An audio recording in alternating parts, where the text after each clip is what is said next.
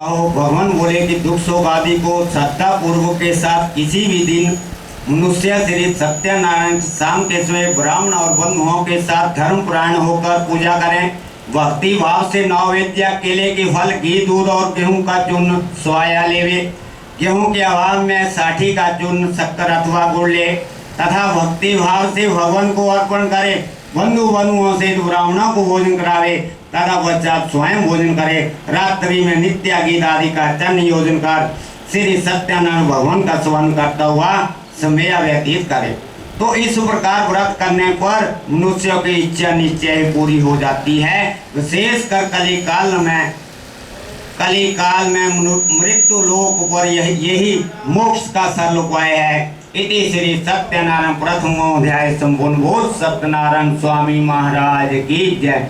भगवान नारायण नारायण नारायण लक्ष्मी नारायण नारायण नारायण भगवान नारायण नारायण नारायण लक्ष्मी नारायण नारायण नारायण भगवान नारायण नारायण नारायण लक्ष्मी नारायण नारायण नारायण। बोल सत्यनारायण स्वामी महाराज की जय। आज द्वितीय अध्याय दूसरा अध्याय प्रारंभ। सूत जी बोले हैं कि ऋषियों, जिसने पहले समय इस व्रत को किया है उसका इतिहास कहता हूँ, ध्यान से सुनो। सुंदर काशीपुरी नगरी में एक अत्यंत निर्धन ब्राह्मण रहता था। वह भूख और प्यास से बेचैन हुआ पृथ्वी पर घूमता था।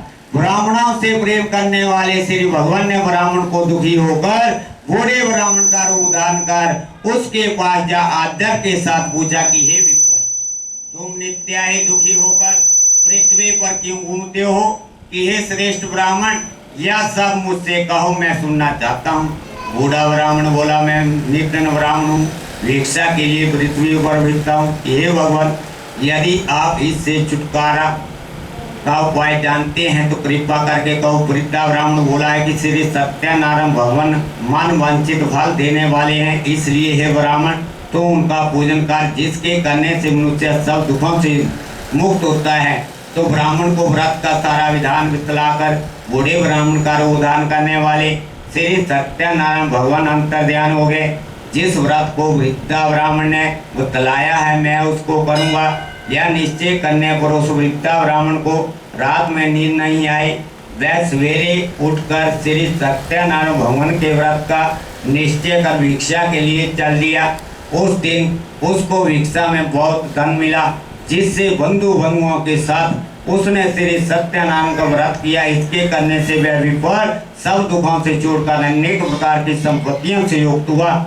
उसमें से वह विपर हर पुण्य व हर मास व्रत करने लगा। इस तरह सत्यनारायण भगवान के व्रत को जो करेगा वह सब पापों से छूटकर मोक्ष को प्राप्त होगा। आगे जो पृथ्वी पर सत्यनारायण भगवान का व्रत करेगा वह मनुष्य सब दुखों से छूट जाएगा। इस तरह नारद जी से नारायण का कहो, यह व्रत मैंने तुमसे कहा कि हे विप्र, अब मैं और क्या कहूँ? ऋषि बोले कि हे मुनीश्वर, संसार में इस विप्र से सुन सुनकर किस किसने इस व्रत को किया है मैं सब सुनना चाहता हूँ। इसके लिए हमारे मन में श्रद्धा है। सूत जी बोले हैं कि मुनियों, जिसने इस व्रत को किया है वह सब सुनो। एक वृद्धा ब्राह्मण धन और ऐश्वर्य के अनुसार बंधु बंधुओं के साथ व्रत करने को तैयार हुआ। उसी समय एक लकड़ी बेचने वाला बूढ़ा आदमी आया और बाहर लकड़ियों को रखकर विपर के मकान में गया। प्यास से दुखी लकड़हारे उनको व्रत करते देखकर विपर को नमस्कार कर कहने लगा कि आप यह किसका पूजन कर रहे हैं और इस व्रत के करने से क्या फल मिलता है? कृपया करके मुझसे कहो। ब्राह्मण ने कहा कि सब मनोकामनाओं को पूरा करने वाला यह श्री सत्यनारायण भगवान का व्रत है। इनकी कृपा से मेरे यहाँ धन धन आदि की वृद्धि हुई है। विपर से इस व्रत के बारे में जानकर लकड़हारा बहुत प्रसन्न हुआ। भगवान का चरणामृत ले और भोजन करने के बाद अपने घर को गया। लकड़हारे ने अपने मन में इस प्रकार का संकल्प किया कि आज ग्राम में लकड़ी बेचने से जो धन मिलेगा उसी से सत्यनारायण देव का उत्तम व्रत करूंगा। यह मन में विचार कर वह बूढ़ा आदमी लकड़ियां अपने सिर पर रख कर जिस नगर में धनवान लोग रहते थे वह ऐसे सुंदर नगर में गया। उस रोज वहां पर उसे उन लकड़ियों का दाम पहले दिनों से चौगुना मिला।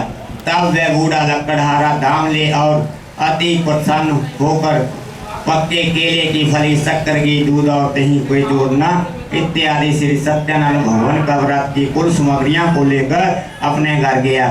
फिर उसने अपने भाई बंधुओं को बुलाकर विधि के साथ भगवान जी का पूजन व्रत किया और उस व्रत के प्रभाव से वह बूढ़ा लकड़हारा धन पुत्र आदि से युक्त हुआ और संसार के समस्त सुख होकर वैकुंठ को चला गया। यदि श्री सत्यनारायण व्रत कथा